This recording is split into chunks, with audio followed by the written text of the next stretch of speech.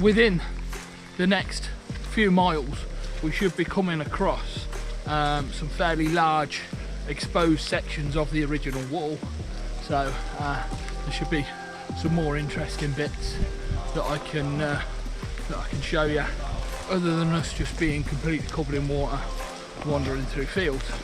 But these are coming up.